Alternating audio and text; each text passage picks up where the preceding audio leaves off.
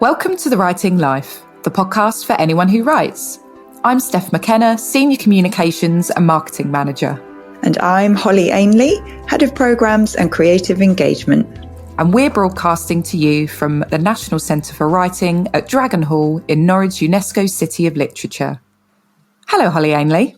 Hello, Steph McKenna. Lovely to be chatting with you. I'm very excited to be back after a little stint away from NCW and the podcast life. Yeah, it's a real joy to be back and to be hosting with you.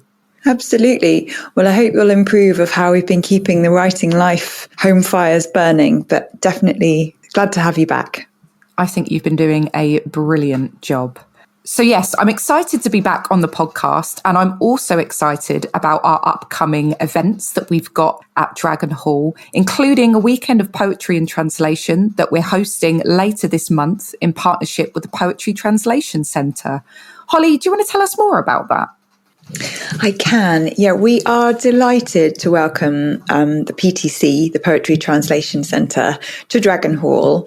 They'll be joining us as part of a UK-wide tour celebrating their 20th birthday this year.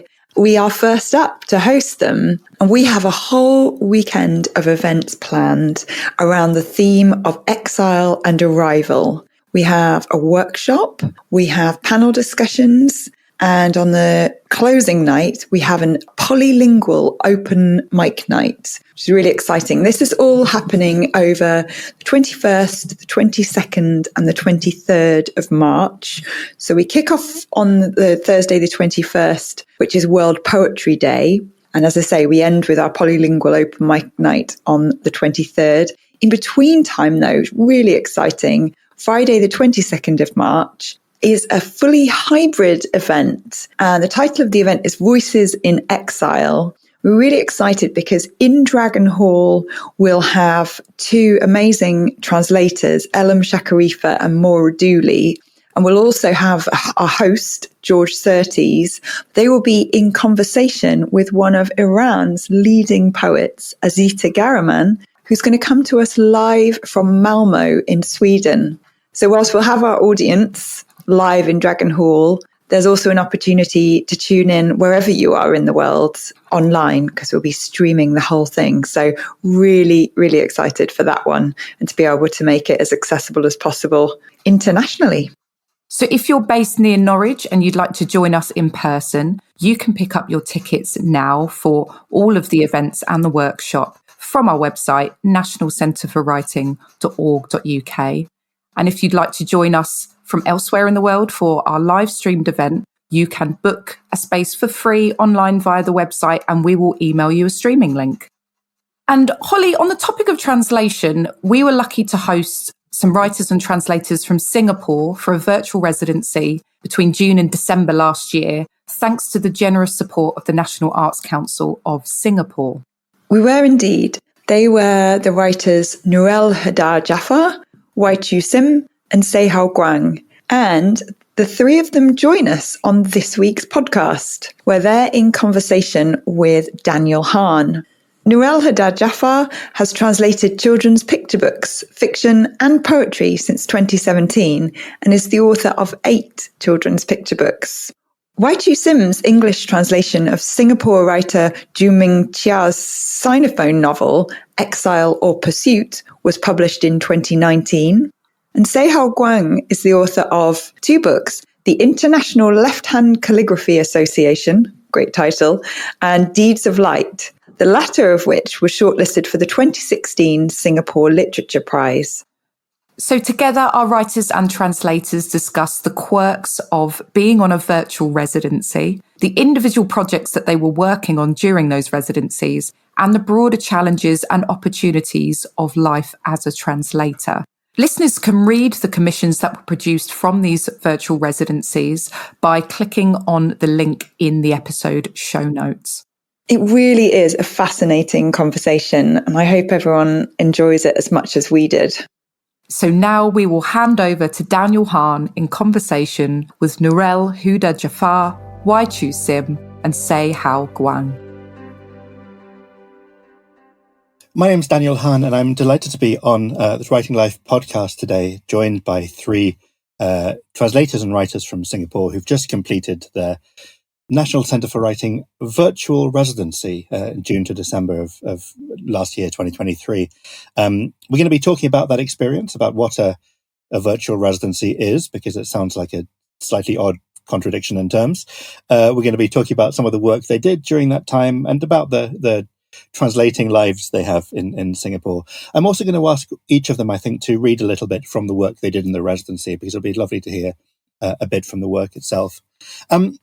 Let's start with the very idea of a virtual residency. And I wonder if one of you, maybe Nur-El, I'll ask you to start here. For people who haven't encountered such a thing, what is a virtual residency, or what did you expect it to be? I expected a lot of writing to be involved, and as well as being able to meet translators and other practitioners and writers from other parts of the world. That's one thing. That's one of the things that I expected. And we were informed that we'll be getting a mentor. So that's something that I have really enjoyed throughout my residency. Thank you. I'll ask you all, I think, about working with your resident, I'll start that sentence again. I'll ask you all about working with your mentors over the course of the residencies, because I think that's a really interesting component of it. But Guang, tell us a bit about your expectations. Nur-El just said something about kind of meeting other writers, which I think is interesting. So it's not just a sort of isolated thing where you sit quietly on your own and do work. You're also part of a group. Yeah. I guess so. I came in with hardly any expectations. I actually knew a couple of the previous e-residents, and so I had some sense of what was going to happen. But I really didn't know what to expect, because most of my residency experiences have been me leaving Singapore and like going to somewhere that is relatively isolated, and meeting people there. So there was community as well in person. And so actually this was a rather unusual residency experience, in that a lot of times it was not a solitary experience at all. I was either living my normal life, or having these online conversations. And I think that was quite ended up being quite useful and interesting to my writing, because my writing, it has a lot to do with internet, sort of collaging found internet text. And so I think that has sort of partially shaped the way that I worked over the course of this residency. So I found it quite interesting. And it was great to hear not just from fellow residents, but also all the different guests, including yourself, that Kate brought in to meet with us. Yeah. Great, thank you. I'll ask you more about that. And actually, we'll be talking in a moment about the actual work you did, the found poetry you produced while you were working there. But Wai-chew, tell us about your expectations. It does sound like an interesting mix of what you would normally expect from a residency, in the sense that you have time to focus and you have a sort of community. But at the same time, you're still, I imagine, in your own home. At the end of the day, you're still making your own food in your own kitchen. Yeah. It's a funny half, isn't it? Yeah, it is. I think if given a chance, I had a long stretch of a holiday, I would have loved to come over and do a real life residency, and then I can spend a bit of time in Norwich. I did my undergraduate in Norwich at the University of East Anglia, and I haven't been back since. This is decades, so I would have loved that. I have very fond memories of the place, but I think because of personal commitments, it wasn't possible, so we did it electronically. And I didn't know what to expect. The writing exercise, the writing projects that they gave to us, I quite enjoyed them. And I think in retrospect, one of them was to write something about some top tips for translation. And then I've enjoyed that quite a bit. The last one was a kind of commission about translation life. I wrote about what translation life might involve. I quite enjoyed just thinking about the issue and putting it into words. But there was one creative writing, one commission, which was supposed to be something that's related to Norwich. And because I'm not there, I didn't know what to write about. So I decided that I would pretend that I'm translating a short story that someone had written, and I just put at the top there translation from XYZ, and then I would be writing a short story. So it turned out to become a short story about someone who had a Singaporean guy following the main writer that I'm working on, who had fought in the Malayan emergency, and then he met this British guy there. When he was there, the guy is an offspring of a planter, someone who owns a plantation in Malaysia during the emergency. So this guy wanders into the Malaysian rainforest to look for honey, and so he bumps into this Singaporean guy who's fighting in this insurgency. They are basically class enemies, but it doesn't turn into violence. So the guy with the gun allows the British guy to go back home, and then many years later they link up, and this guy is someone who comes from Norwich, and they develop a friendship. So after several years of that guy visiting this Singapore guy in Singapore, he's coming to Norwich for the first time. So that's how I worked into that story, a little bit of Norwich connections. But I just enjoyed doing the creative writing bit. It's been years since I did a bit of creative writing, so I enjoyed quite a bit of that too. That's really nice to hear. And also that kind of that way of creating a sort of pretend translation of something.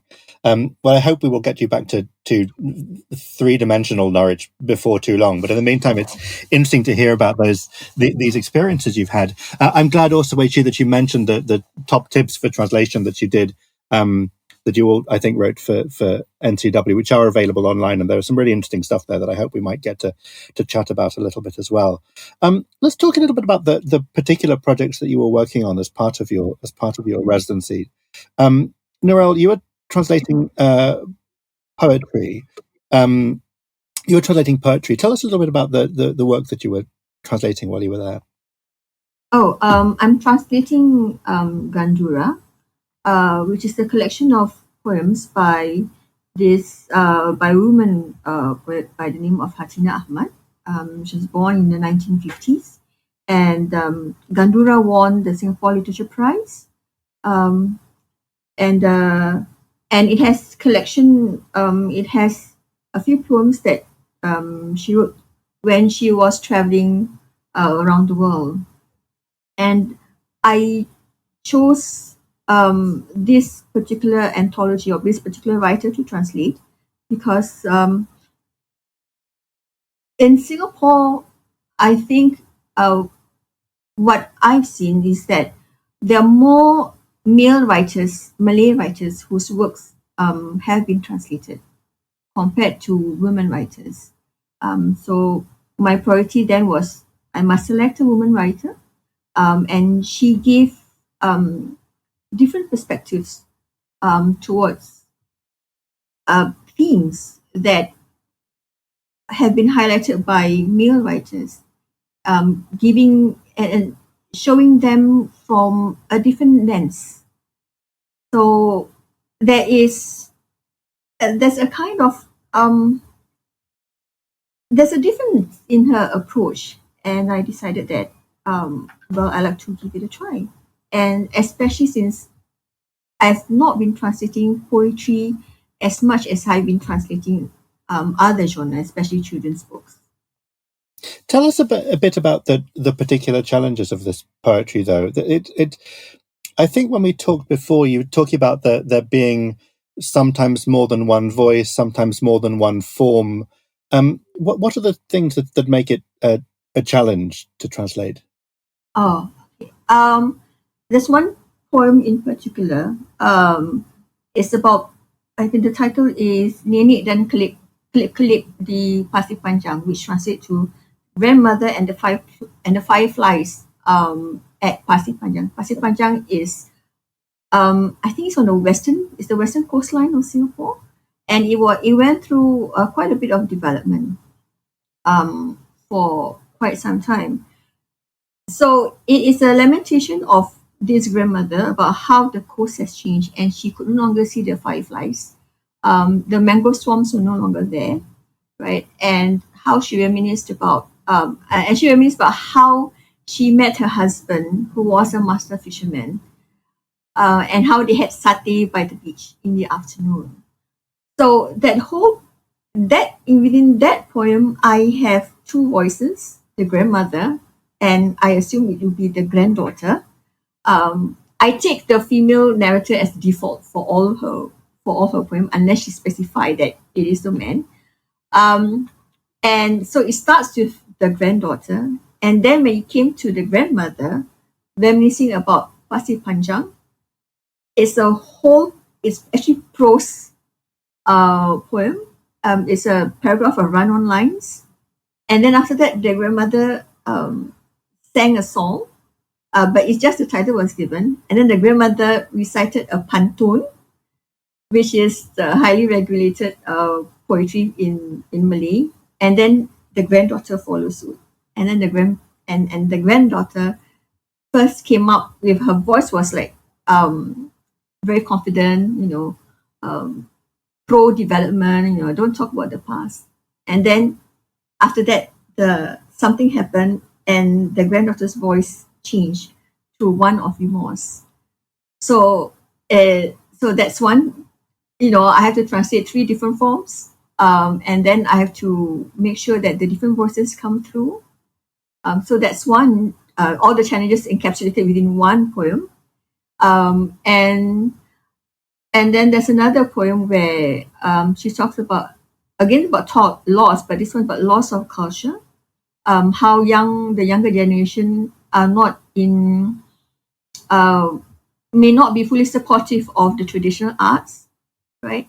And in this instance, the art of playing music, of the hand drum on the kompang, and again, there's one whole line in Malay and in Javanese about the different ways of hitting the kompang, and at that point that I was like stuck, like how am I going to translate those steps? And when I did my research. I spoke to two people who played the kompang and who were instructors, and they said there's no English equivalent, and I asked one person, say, "Oh, we just teach them as beat number 1, number 2, number 3." They cannot think that I can't do that.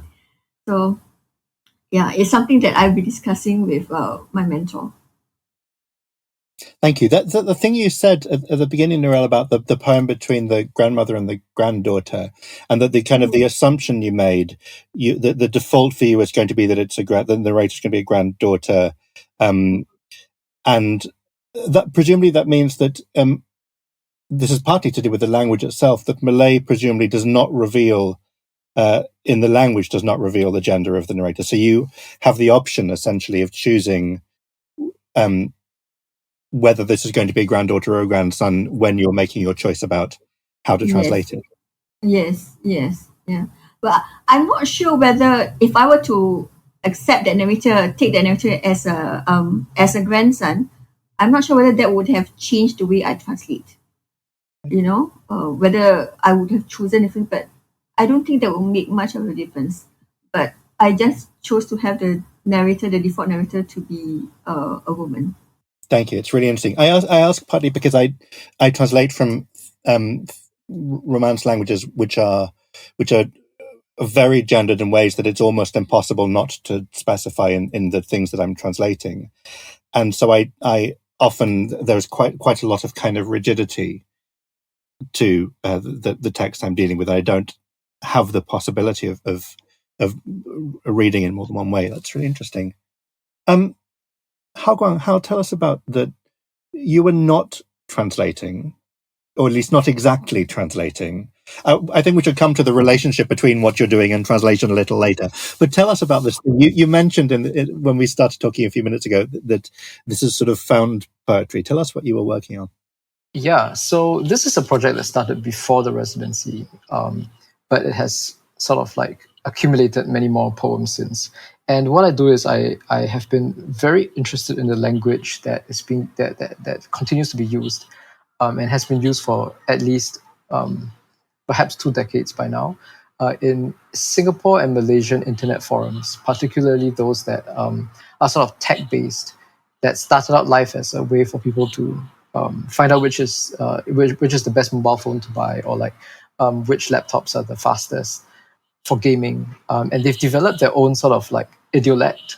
They use language in really inventive ways, multilingual, and also sort of ferociously poking fun at each other and at current affairs.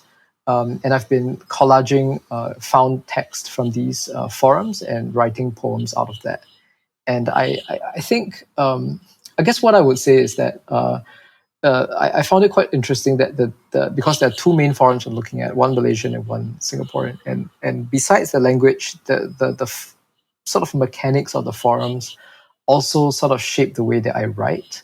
I might have mentioned this before actually, but for example, in the Malaysian forum, it's that there are less posts, and it's also an easier sort of they categorize the posts more easily, so I can sort of go to the earliest post in the entire forum and then sort of click through and discover interesting posts along the way. But I can't do that for the Singapore forum, and so I have to learn how to use like the search function and search for specific keywords and then sort of like click through into old posts. So that has also sort of I think shaped the way that these poems take form. Like the Malaysian ones are a little bit more random, things that I might not have expected I would be searching for, but the Singapore ones are pretty sort of focused and are guided by what I think I want to search for. And for example, I wanted to find a Norwich connection, so I typed Norwich into the Singapore forum search bar.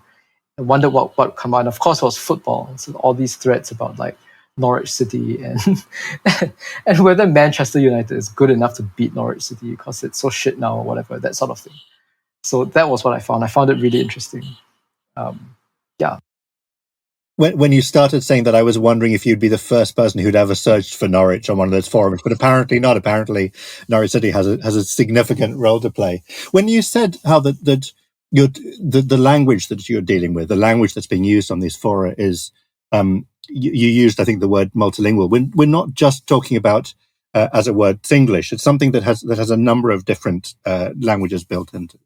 Yeah, that's right. I think so. Singlish in the first place is a little bit multilingual. It draws from all the many languages that people in Singapore speak.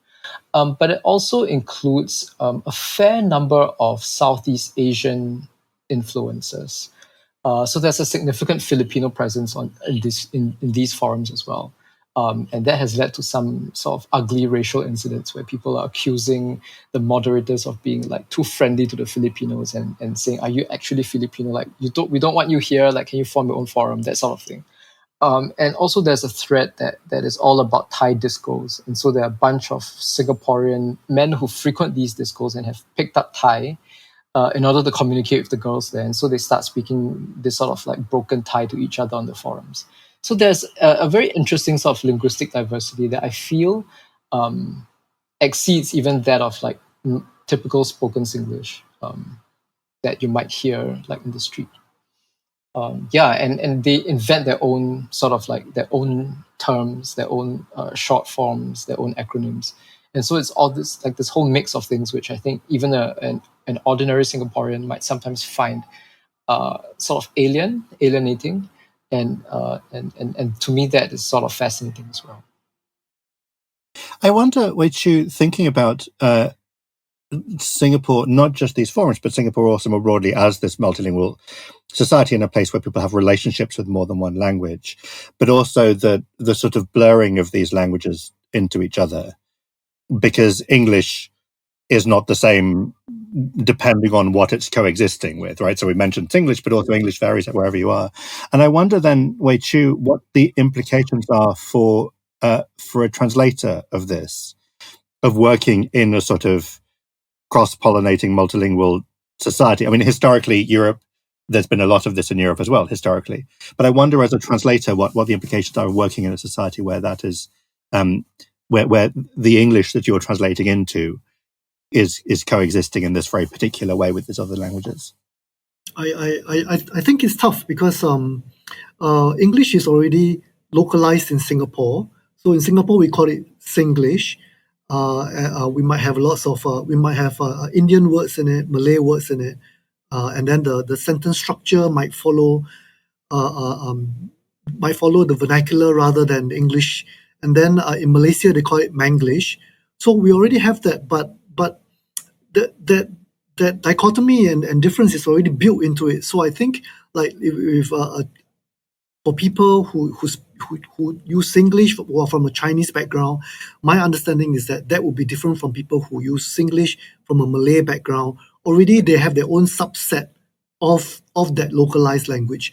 So with more of these Southeast Asia people coming in and they've made it their home, I mean, we can tell, like I can go to this mall and that will be Little Laos, and that particular mall will be Little Thailand, and another one will be Little Manila. We can tell, where are the places where the different, it's becoming a bit of a HQ of a kind of capital for Southeast Asia. So at some level, I suspect the little subgroups will also build up their own vernacular of English, Singlish, because English is the main lingua franca, is the language of communication, language of instruction when you work. So it will continue to be the main language, but all these different languages that are there will come into the little subsets of localized English that we use. And I think maybe you can't escape that. You just have to be out there in contact with people and do your research. Like Nur-El mentioned, she talks to people who know how to play the kompang. You have to do your research and be willing to, I guess, just be willing to be flexible. And then there's always the issue of are we translating for a British or an American audience, where the market is for English language writing, or are we translating for a much smaller Southeast Asian English reading audience? So that's an issue that maybe there isn't a real answer to that. It depends on who's your publisher and where the publisher is going to distribute that particular work. These are all the permutations that you might get, I think. I just wanted to say that I feel that very much for my writing as well, especially these poems that I'm writing. Like I feel I've tried submitting them to some like places, but they've all mostly been rejected so far, and I can see why. and the question is like, who am I writing for? It's a big question. I wonder how much that changed in the residency process. I remember you saying something about having a sense of one audience when you were writing, and then starting to work with Tiffany, your mentor, and having a different first reader in mind. Whether that forces you to think differently about who your reader is. Yeah, I felt that. So I think I was a bit mischievous in that I felt Tiffany was a little bit of a captive audience. And so I thought, okay, this is a great way to sort of just give her an unfiltered, like just all the stuff I had already been doing. And let's just see what she thought of it. And to her great credit, she was so like really willing to play along and came at it with a very interesting sort of a very specific sort of an open mind, which is I am willing to be confronted with things I have no idea about. But at the same time, I also want to give. She also gave comments based on where she came from. So she's not saying things like, "Oh, just do whatever you want," right? Anyway, she was giving specific sort of interventions based on things like where she got lost and whether she was happy getting lost in those places and whether she was not happy getting lost and why. And so I thought that was really interesting, a very fascinating way to sort of like approach these poems from the vantage point of somebody who, has not really lived in Singapore or doesn't understand what Singlish is in the first place, and then is confronted with all these extra like mysterious things.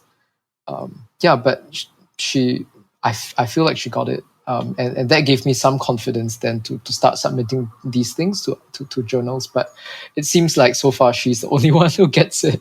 I wonder, Nur-El, the thing you said before about a sort of loss of culture in some young people, whether there is a connection between that and this question of whom you're translating for.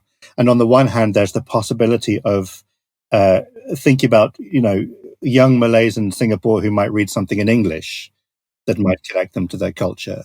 But again, doing a residency, a virtual residency in Norwich with a different mentor and with potentially different readership makes you think slightly differently about who your readers might be or whom you would like your readers to be. Yeah. Yes, in the beginning, so, I'm going to translate to the English reader, right? And then my, I discussed it with things like, do I translate seluar as pants or trousers? If I were to write for the Americans, then if I were to write for the British reader, then which is the proper word? Things like that.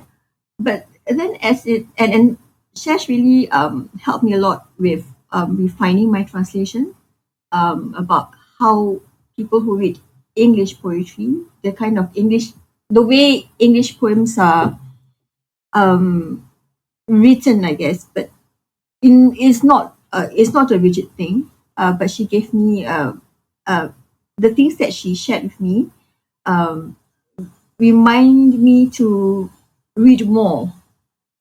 But one thing that developed as I went through my residency is that when I read Hatina's poems and I translate, there's a greater appreciation of the events, the circumstances, the changes, the transformation that she wrote in her poems, and I realized that these things need to be translated into English, not just to have an international audience know more about Malay literature, know more about Singapore Malay literature and the Singapore Malay community, but it is so important for Singaporeans to know of Hatina and the things that she writes in her poems. And it's not just about the loss, the transformation. The loss of culture, the things that we lost along the way as Singapore developed into this global power. I won't say superpower, but this global presence, right?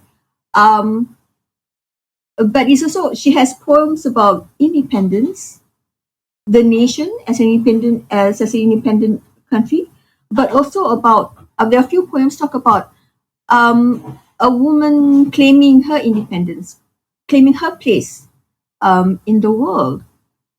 So I felt that these poems should be read, should be made available for more Singaporeans out there, especially for the Malays who are reading more in English.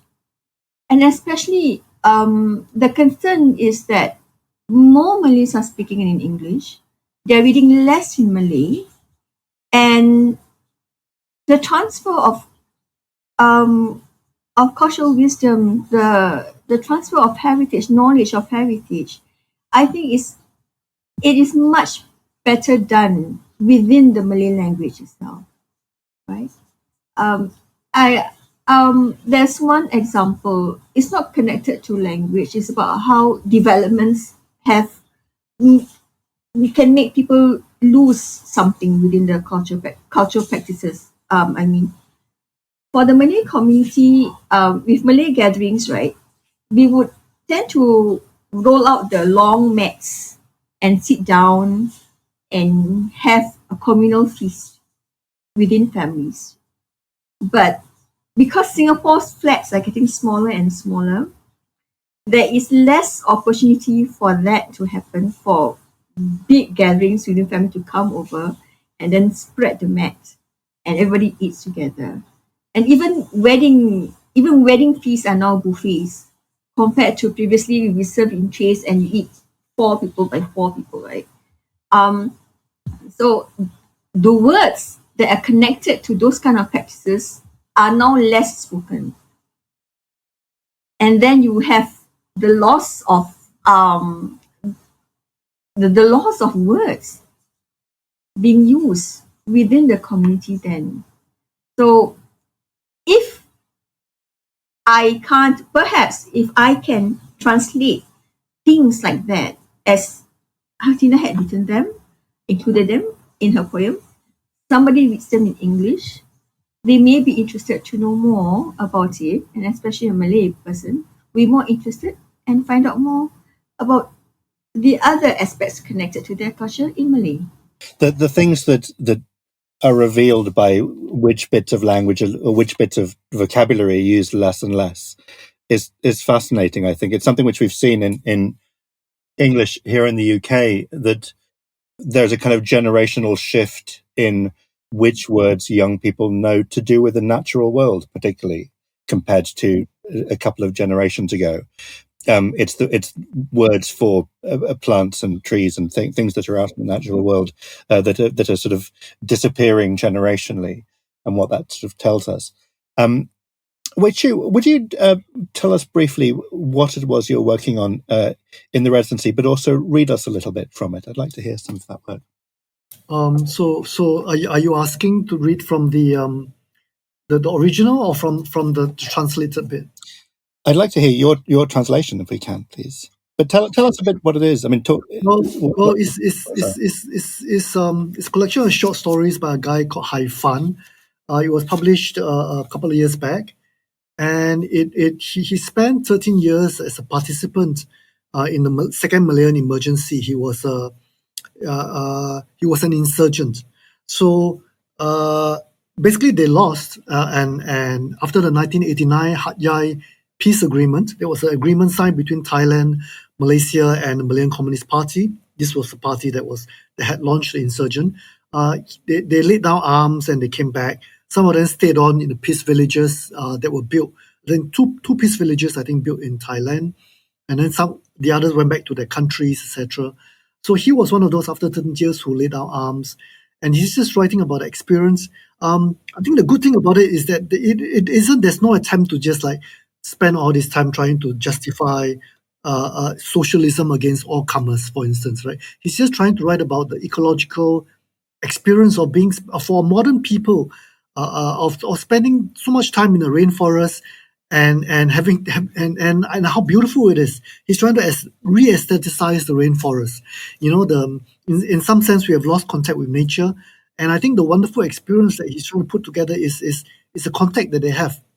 So this is a bit where he's writing. One of the short stories about him, the protagonist, is out with one of the indigenous tribes, and they're both hunting for food, and there's a deer that gets that's trapped in one that's caught in one of the traps.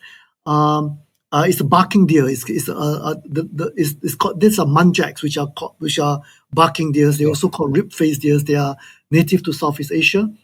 So the amazing thing is that the deer manages to break out of the trap. I'll just read from this little section that I've prepared. Muntjacs were docile ruminants.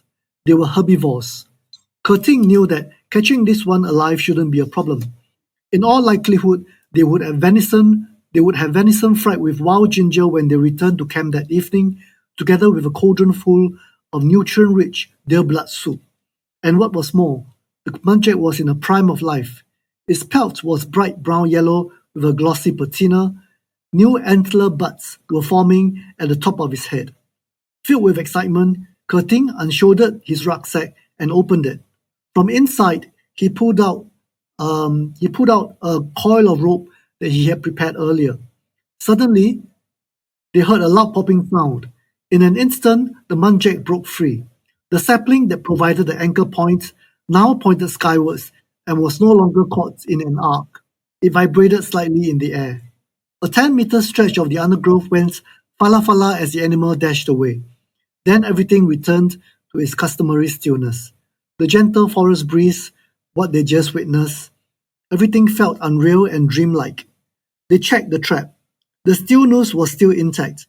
It wasn't broken and still hung in its original position.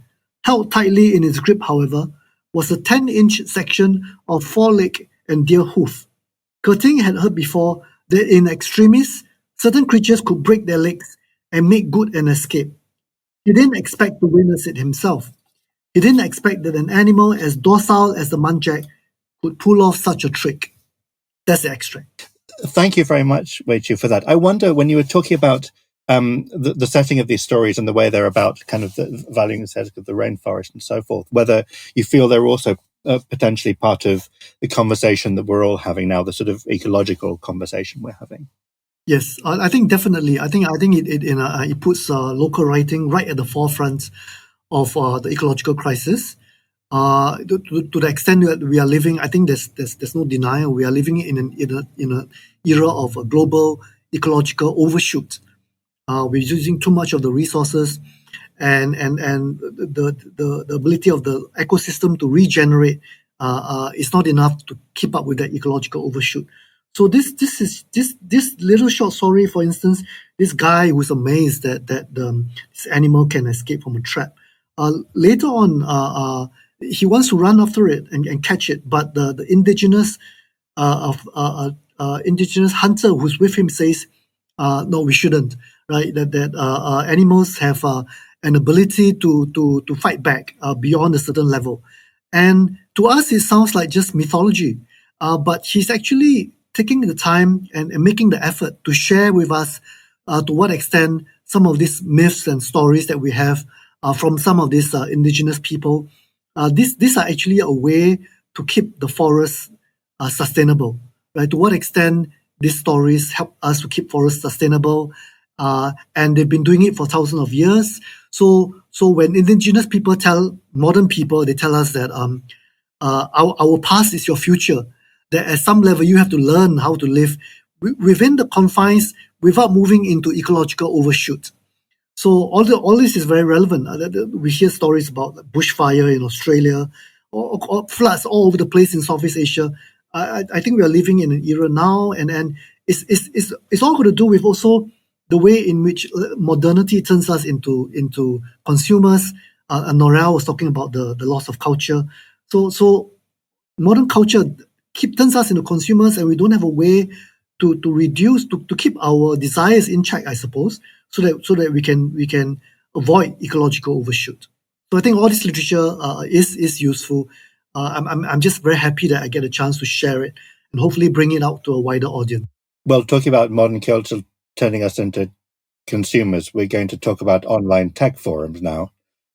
And I wonder whether you can say something about the process of making the found poems. I'm going to ask you to read in just a moment, but it strikes me as interesting that all of you in different ways are sometimes translating as well as writing.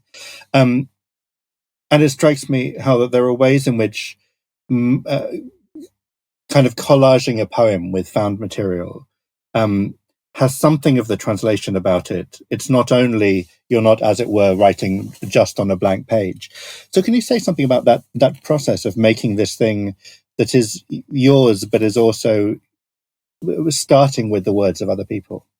Yeah, I think I want to connect that with the e-residency experience, which is, like I said, instead of sort of like being by yourself, being away, you're now like thrust into these either online interactions or the daily life that you ordinarily live. And I feel that that also sort of informed the way I was thinking about writing these poems.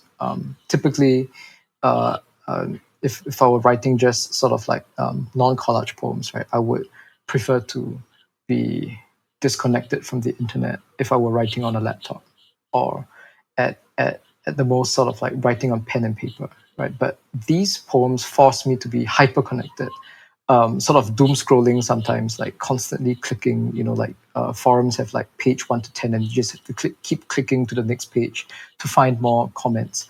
And so I had the presence of these voices constantly with me.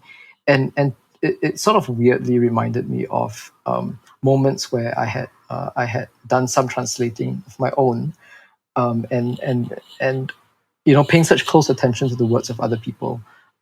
Sort of, I don't know, Nur-El, like Wai-chew, like what you think about this, but like you hear the words of the writers that you're translating in your head, and even when you've stopped looking at the text, you sort of like think about what they say, how they say it, and that sort of thing. And so I've been living with these voices in my head. And these voices obviously are not just one person, they're many people. And they say all kinds of like sometimes terrible and offensive things, right? So it was that sort of experience. Then trying to see what was exciting, or what was most exciting about those voices, and sort of plucking them out of context a little bit, arranging them, trying for a good balance of sort of what would be true to the text, but also or true to what they said, but also intelligible for the reader. And that process also felt a lot like the translation process. In terms of things like how do you, to what extent do you translate certain specialized terms, like what Nur-El was saying, and to what extent do you just leave them untranslated, perhaps, for the audience to just contextually pick up. I wonder, Nur-El, as someone who translates and writes also, how these things feed each other for you. I was talking about, hearing the voices of the people you are translating, and that obviously feeds the translation you're producing. But are you translating and writing, especially if you're doing children's stories both times, for example, from a craft point of view, even, do those two things feed each other? Sometimes when I write, my characters speak in English and then I have to translate it back into Malay. But it also shows how I'm so used to thinking in English now. And it's okay. I could cope with it. No, it's interesting. I mean, I know it can be quite a difficult thing to conceptualize somehow, particularly if you're doing these things all the time, and the languages are kind of operating all the time as well. That's very interesting. Hal, would you read a little bit from one of the poems that you were working on with the residency? Sure. In fact, I will read the football poem, which is I should say that it's a poem that where everyone is making fun of Manchester United, and the pet name for Man U in this poem is Manure. Right? That's the name that they give to Manchester United. So I apologize to anyone who's hearing this and has like strong feelings about this. Let's laugh at Manure. That's the title. For everyone in EPL Football Forum to relax one corner and to curse Wayne Rooney deep, to kena langgar by lorry so he will be injured for life. Then so Manure will fulfill the Liverpool fans' dream of never winning another Premiership title. Manure fan here came in to +1 Nia Song Song. Don't worry, Man United will still win the next 37 matches. Loser kia, jin xia sui. Team lose liao wanna hamtam people, go take sleeping pills and go kun la. Act gangster nia. Got balls, put your location, I will drive down to your place and we settle. See those Manure fans flame Liverpool yesterday. See liao jin wei song. The ball is round, what goes around comes around. During the start of the season, Man U lose, damn happy and laugh damn hard. Now, I no feeling.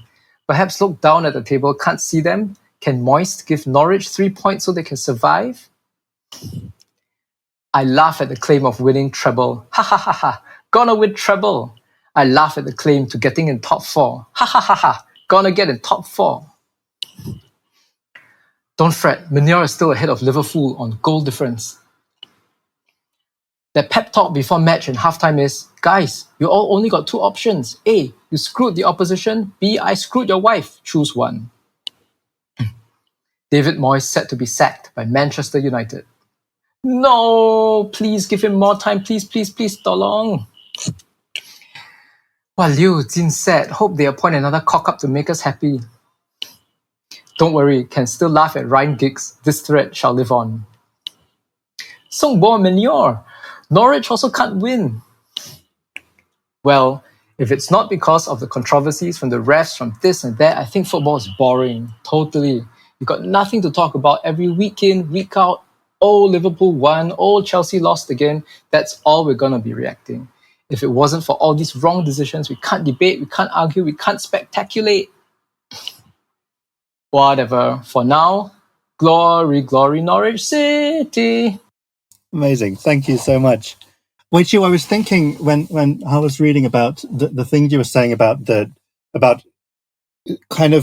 English as a thing that varies in kind of quite small pockets, quite particular pockets, and depending on the community, it will vary from place to place.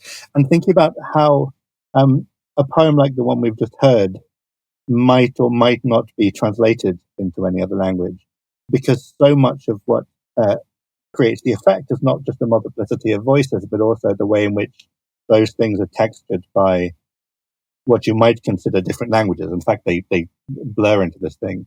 But I wonder whether, as a translator, Wai-chew, hear something that kind of moves between languages like that, and that sounds like it would be a joy for a translator to grapple with, or whether it sounds like an absolute impossible nightmare.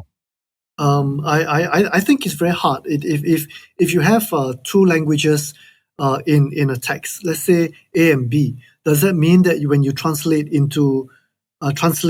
this text, it has to be into two languages as well, into C and D? So, but what if you don't really? What if you want to translate into what most of the language is? Let's say A, and there's a little bit of B.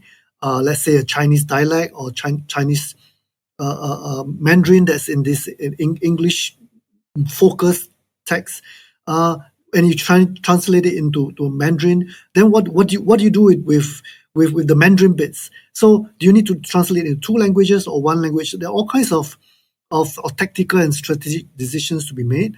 I think it's really tough. I suspect it might work better as a kind of performance art.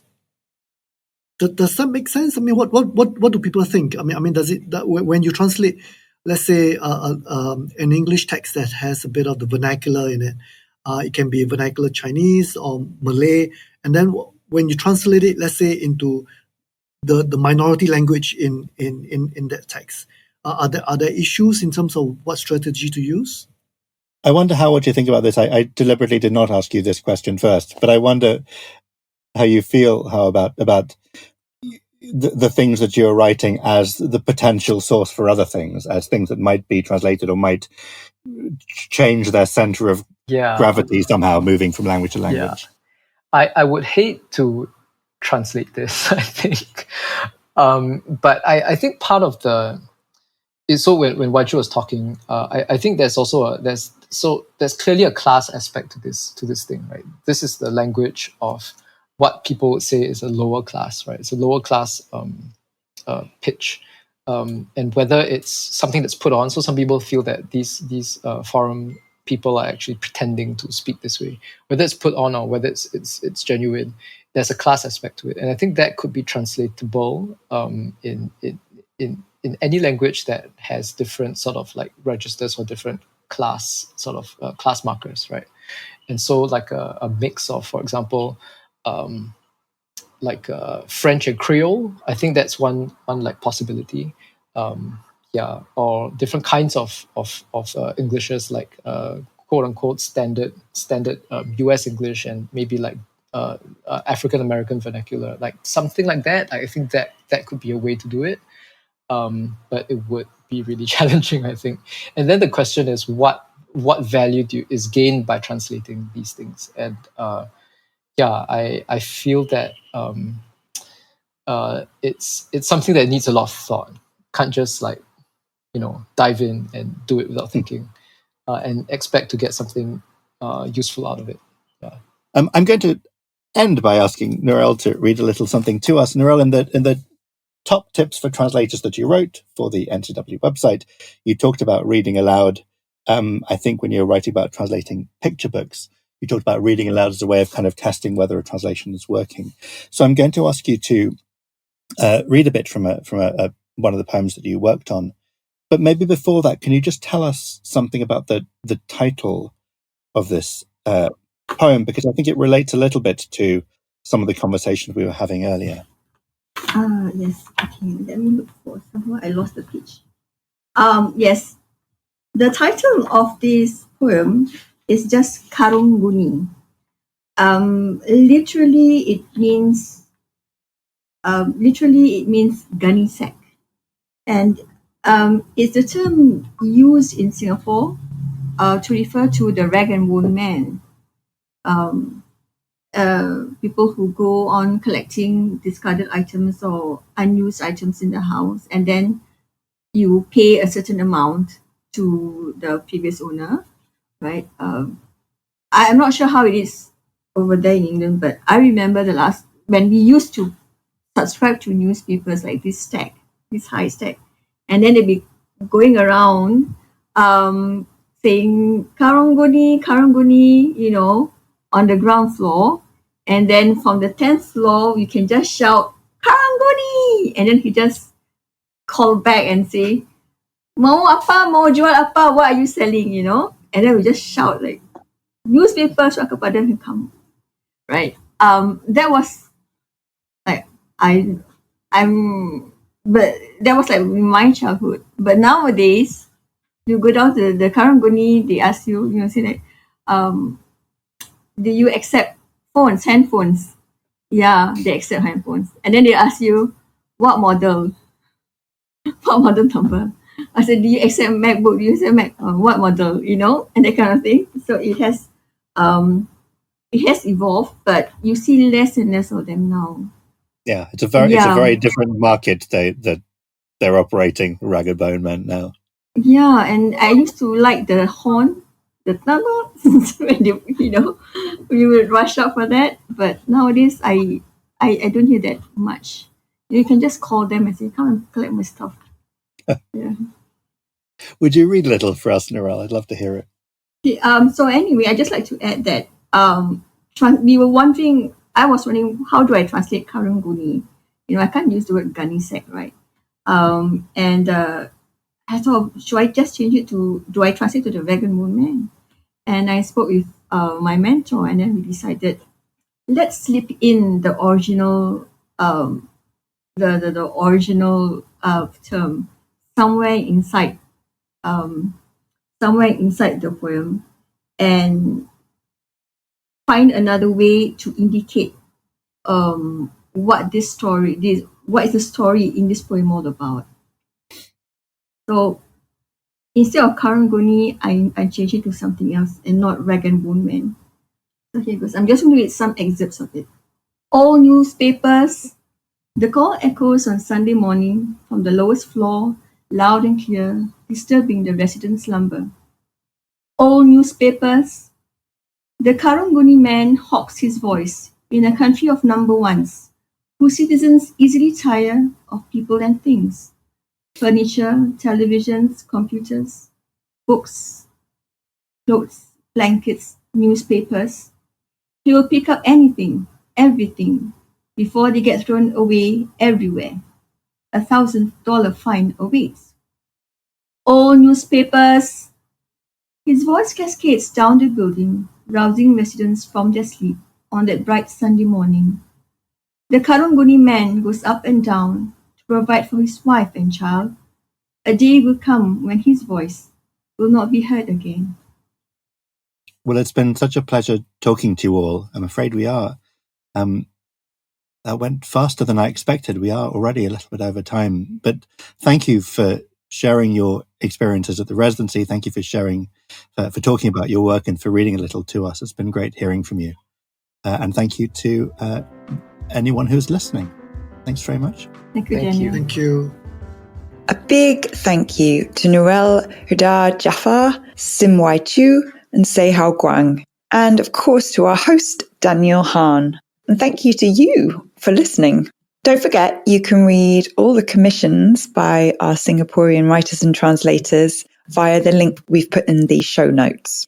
If you have any questions for us or you want to get in touch, you can find us at Writers Centre on Twitter and Instagram. We're on Facebook, and you can sign up to the NCW newsletter at nationalcentreforwriting.org.uk. We're also scheduling our first mailbag episode in a few weeks. Yes, can't wait for that. It's going to be exciting. So if you have any pressing questions for us about NCW, about the podcast, about the craft of writing, or anything else you fancy, do drop us an email at info@nationalcentreforwriting.org.uk. As a UK registered charity, we rely on the generosity of our supporters to make our work possible. To find out more about what we do and how you can make a donation, check out our website on the Support Us page. And if you enjoyed what you heard today, please do consider subscribing to the podcast and leaving a rating and a review, because this helps other writers to find us. Thanks again, keep writing, and we'll catch you on the next episode.